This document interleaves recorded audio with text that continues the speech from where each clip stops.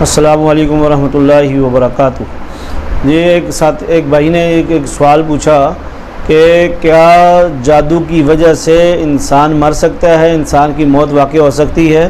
تو اس کے جواب میں آپ کو یہ بتائیں گے کہ جادو کی وجہ سے آپ کی موت نہیں ہو سکتی۔ زندگی اور موت صرف اللہ کے ہاتھ میں ہے، وہی انسان کو زندگی دیتا ہے، وہی مارتا ہے۔ اللہ جس کو چاہتا ہے زندہ کرتا ہے، جس کو چاہتا ہے مارتا ہے، چاہے وہ جادو ہے چاہے وہ کچھ بھی ہے۔ تو کسی بھی صورت میں کوئی بھی کسی کو موت نہیں دے سکتا، اللہ کی طرف سے موت ہوتی ہے اور تبھی ہوتی ہے۔ تو اس لیے آپ اس چیز سے آپ بالکل مطمئن ہو جائیں کہ یہ جادو کی وجہ سے موت واقع نہیں ہوتی۔ ہاں، اگر بیماری آپ کی زیادہ بڑھ جائے اور مطلب یہ کہ روحانی بیماری آپ کی بڑھ گئی ہے، آپ نے بالکل بھی علاج نہیں کروایا، تو اس وجہ سے آپ کو یہ معاملہ جو ہے وہ بیماری کی طرف منتقل ہوگا، وہ آپ کے ایک بیماری کا سبب بن جائے گا۔ تو وہ بیمار ہوتے ہوتے ہوتے انسان ویسے ہی اگر ڈاکٹروں کے پاس چلتا ہے پھرتا ہے، وہ کبھی ڈرپیں لگاتے ہیں، کبھی کیا کرتے ہیں، کبھی کیا کرتے ہیں، تو وہ اگر اللہ کی طرف سے پھر بھی موت لکھی ہوگی تو تب وہ مرے گا۔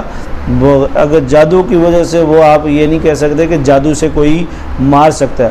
اگر کوئی جادو سے مارنے والا ہوتا تو پھر تو دنیا میں یہ سارے پیر انسانوں پر راج کرتے۔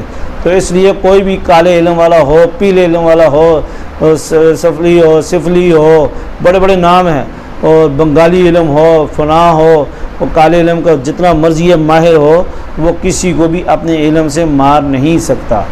اور اس لیے جو ہے بالکل بھی آپ اس معاملے میں کمزور مت ہوں کہ جادو ہو گیا تو ہم مر جائیں گے، ایسے نہیں۔